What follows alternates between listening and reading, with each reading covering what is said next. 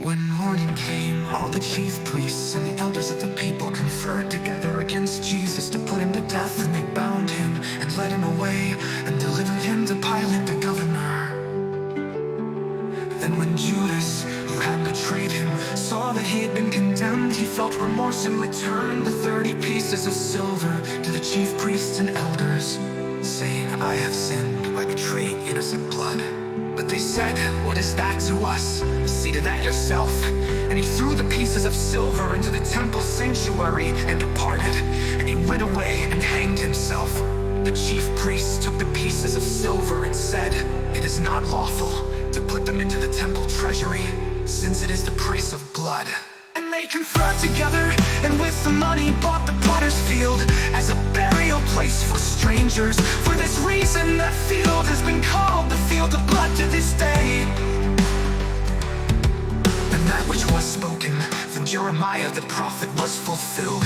And they took the 30 pieces of silver, the price of the one whose price had been set by the sons of Israel, and they gave them for the potter's field, as the Lord directed me. Now Jesus stood before the governor, and the governor questioned him, saying, "Are you the king of the Jews?" And Jesus said to him, "It is as you say."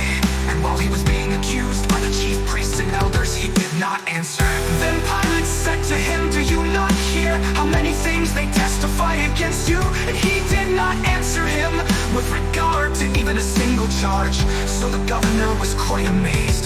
Now at the feast the governor was accustomed to release for the people any one prisoner whom they wanted. At that time they were holding a notorious prisoner called Barabbas.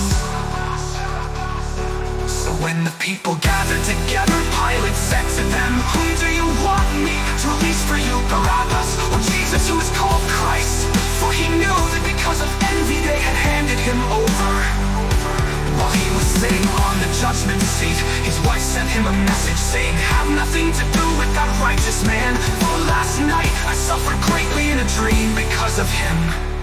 But the chief priests and the elders persuaded the crowds to ask for Barabbas and to put Jesus to death. But the governor said to them, "Which of the two do you want me to release for you?" And they said, "Barabbas." Pilate said to them, "Then what shall I do with Jesus, who is called Christ?" They all said, "Crucify him." And he said, "Why, what evil has he done?" But they kept shouting all the more, saying, "Crucify him."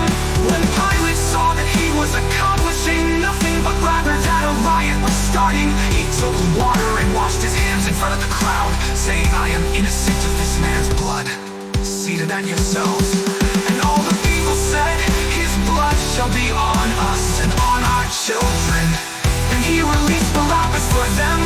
But after having Jesus scourged, he handed him over to be crucified.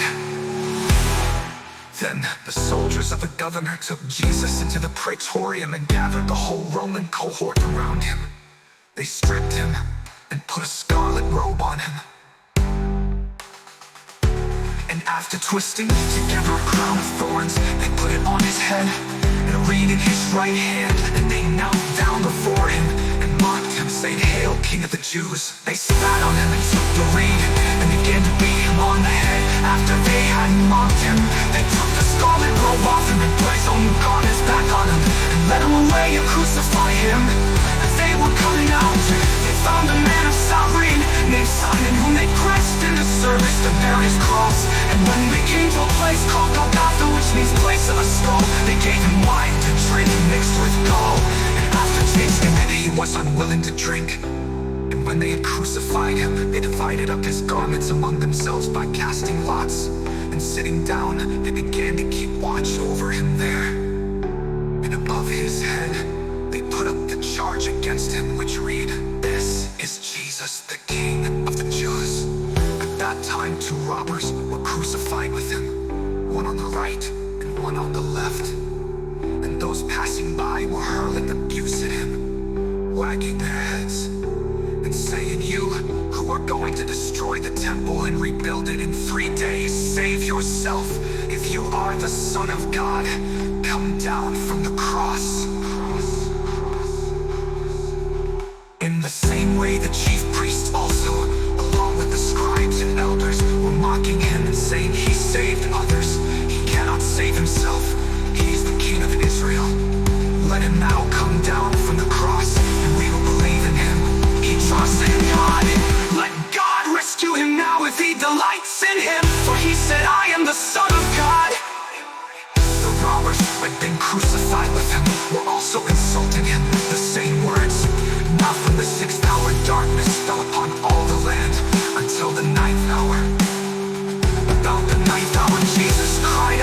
loud voice, saying, Eloi, Eloi, lama sabachthani, that is my God, why have you forsaken me?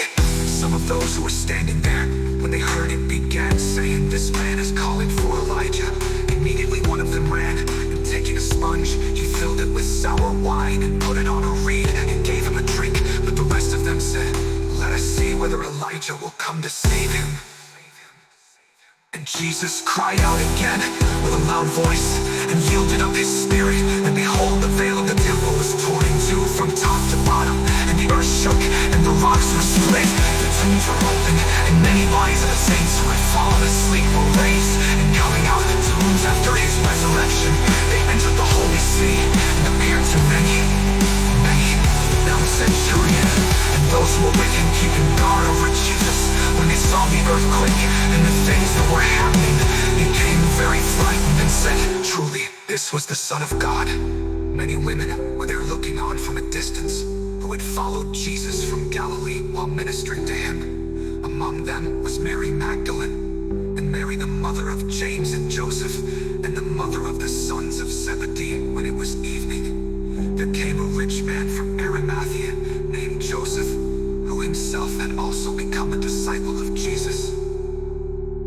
This man went to Pilate and asked for the body of Jesus. Then Pilate ordered it to be given to him. And Joseph took the body and wrapped it in a clean linen cloth and laid it in his own new tomb, which he had hewn out in the rock. And he rolled a large stone against the entrance of the tomb and went away. And Mary Magdalene was there, and the other Mary sitting opposite the grave.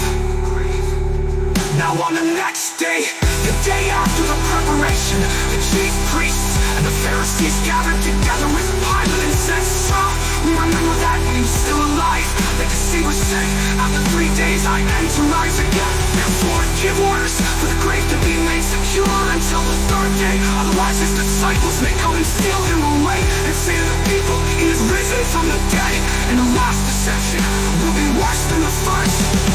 Pilate said to them, you have a God, go, make it as secure as you know how. And they went and made the grave secure.